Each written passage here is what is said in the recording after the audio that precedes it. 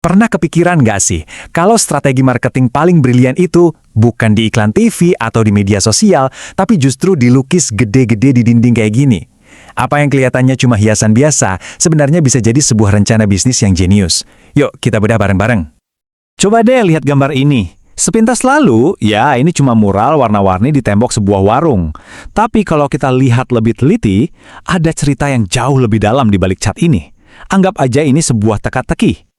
Jadi apa sih sebenarnya rencananya? Nah, dalam beberapa menit ke depan kita akan coba pecahin kode dari mural ini satu persatu buat ngebongkar sebuah model bisnis yang menurut saya cerdas banget. Oke, setiap teka-teki yang bagus itu kan pasti dimulai dari petunjuk pertama. Dan di mural ini, petunjuknya adalah kata yang paling kelihatan, yang paling menonjol, yang ternyata yaitu produk utamanya. Oke, kita dalemin ya. Petunjuk pertama kita adalah kata seblak. Bahkan ditulis 2 kali tuh, di atas dan di bawah. Jelas banget, ini adalah inti dari apa yang mereka jual. Buat yang mungkin belum familiar, seblak itu jajanan khas Indonesia yang populer banget. Bisa dibilang ini tuh comfort foodnya banyak orang, rasanya pedas, gurih, pokoknya bikin nagih. Nah, dari sisi bisnis, ini pinter. Daripada capek-capek bikin permintaan baru, mereka langsung nargetin produk yang udah punya fans fanatik. Dan yang bikin lebih menarik lagi, lihat deh tulisan di bagian bawah itu.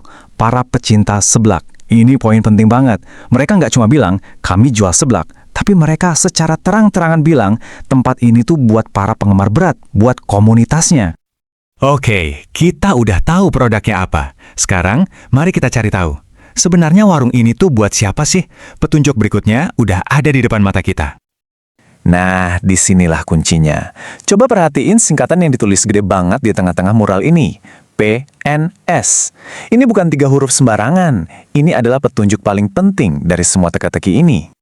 PNS itu kan singkatan dari Pegawai Negeri Sipil.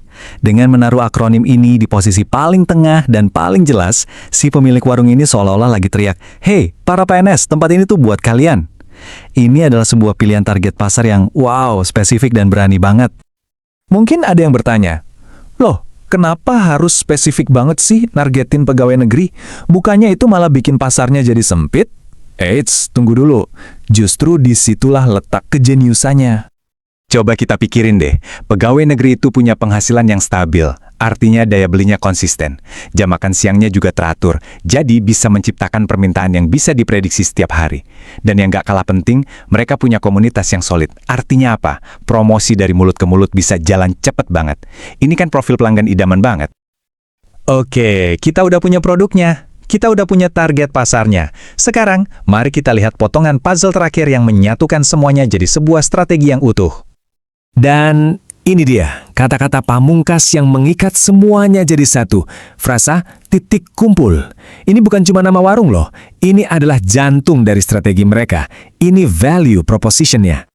Titik kumpul ya, artinya tempat ngumpul, gathering point. Dengan pakai frasa ini, mereka memposisikan diri bukan cuma sebagai warung seblak, tapi sebagai pusat komunitas. Sebuah markas di mana para PNS bisa kumpul, ngobrol, santai, sambil makan makanan favorit mereka. Keren kan? Jadi, kalau kita rangkum, strateginya itu simple tapi brilian. Cuma 3 langkah. 1. Jual produk yang udah pasti banyak yang suka, yaitu seblak. 2. Fokus ke audiens yang spesifik, stabil, dan komunal, yaitu PNS. Dan yang ketiga, kasih mereka sesuatu yang lebih dari sekedar makanan, yaitu sebuah tempat nongkrong khusus, sebuah titik kumpul. Nah, pas semua potongan puzzle-nya udah kita kumpulin, gambaran besarnya jadi jelas banget kan? Ini bukan lagi sekedar mural warna-warni di dinding. Ini adalah cetak biru atau blueprint dari sebuah strategi pemasaran yang cerdas. Ini contoh sempurna dari apa yang disebut pemasaran hiperlokal. Daripada pusing-pusing mencoba menyenangkan semua orang, bisnis ini memilih untuk jadi segalanya bagi sekelompok kecil orang. Ini semua tentang memahami komunitas lokal secara mendalam, lalu menciptakan ruang yang terasa seperti rumah kedua buat mereka. Dan ini jadi bikin kita mikir ya, kira-kira strategi jenius apa lagi yang sebenarnya tersembunyi di depan mata kita? Mungkin di warung kopi langganan, di toko kelontong, atau bahkan di mural lain di lingkungan Anda.